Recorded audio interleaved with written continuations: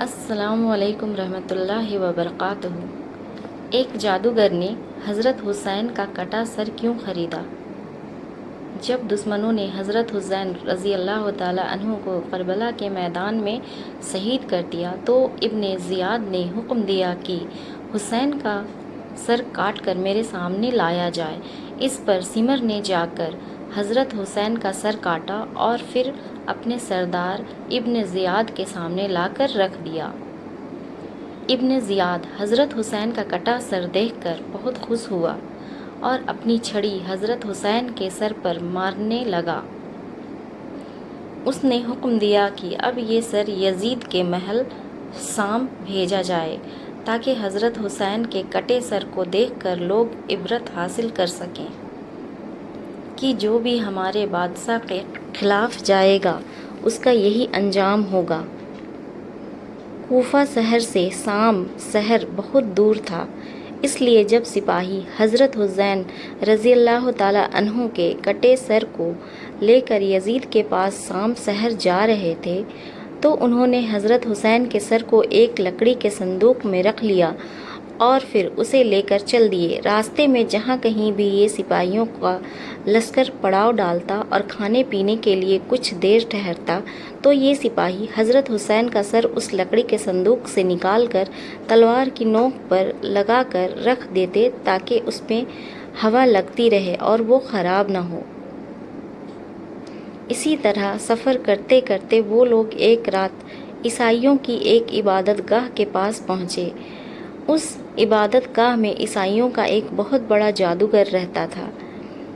یہ سارے سپاہی حضرت حسین کا سر لے کر جب جادوگر کے پاس پہنچے اور کہنے لگے کہ ہم مسافر ہیں، اس لیے آپ کی عبادت گاہ میں رات گزارنا چاہتے ہیں، آپ ہمیں اجازت دے دیں۔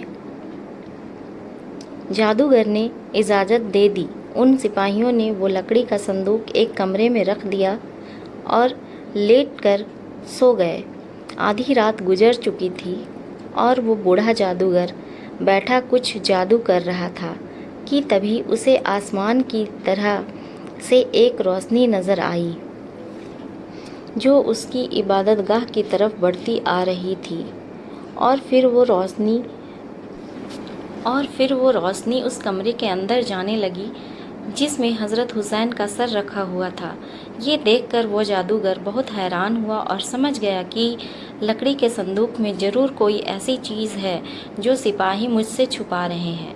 جادوگر نے رات میں ہی سپاہیوں کے سردار کو جا کر پوچھا کہ مجھے بتاؤ کہ اس لکڑی کے صندوق میں کیا رکھا ہے، کیونکہ میں نے ابھی آسمان سے ایک روشنی اترتی دیکھی ہے جو اس صندوق والے کمرے میں گئی ہے۔ تم مجھے سچ سچ بتاؤ کہ آخر اس صندوق کی حقیقت کیا ہے۔ سپاہیوں نے اس بوڑھے جادوگر کو سب کچھ بتا دیا کہ اس صندوق میں محمد صلی اللہ علیہ وسلم کے نواسے حضرت حسین کا سر ہے۔ ہم نے اپنے سردار ابن زیاد کے حکم پر حسین کا سر کاٹا اور اسے اس صندوق میں رکھ کر یزید بادشاہ کے پاس لے جا رہے ہیں۔ یہ سن کر اس جادوگر نے کہا کہ ارے ظالمو، تمہیں شرم نہیں آتی کہ تم اپنے نبی کے گھر والوں کو قتل کر رہے ہو؟ اگر آج ہمارے نبی حضرت عیسیٰ مسیح کے گھر والوں میں سے کوئی بچہ بھی زندہ ہوتا تو ہم اسے اپنے سر پر آنکھوں پر رکھتے، اور تم ہو کہ اپنے ہی نبی کے گھر والوں کو قتل کرتے جا رہے ہو، تم کیسے مسلمان ہو؟ پھر اس جادوگر نے سپاہیوں کے سردار سے کہا کہ میرے پاس 10,000 سونے کی اصرفیاں رکھی ہیں، تم وہ اصرفیاں مجھ سے لے لو اور آج رات کے لیے مجھے حضرت حسین کا سر دے دو۔ سردار نے کہا کہ یہ تو بہت اچھی بات ہے، تم مجھے اصرفیاں دے دو اور آج رات تم حسین کا سر اپنے پاس رکھ لو۔ جادوگر نے 10,000 اصرفیاں نکال کر سردار کو پکڑا دی اور پھر حضرت حسین کا سر لے کر اپنے کمرے میں آ گیا۔ اس جادوگر نے حضرت حسین کے سر کو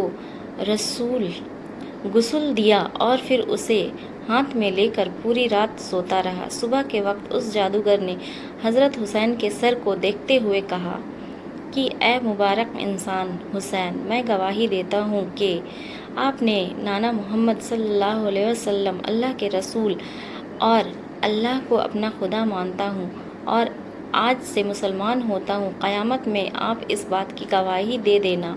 اے حسین، میں صرف اپنی جات کا مالک ہوں، اتنے بہت سے سپاہیوں کا میں اکیلے مقابلہ نہیں کر سکتا۔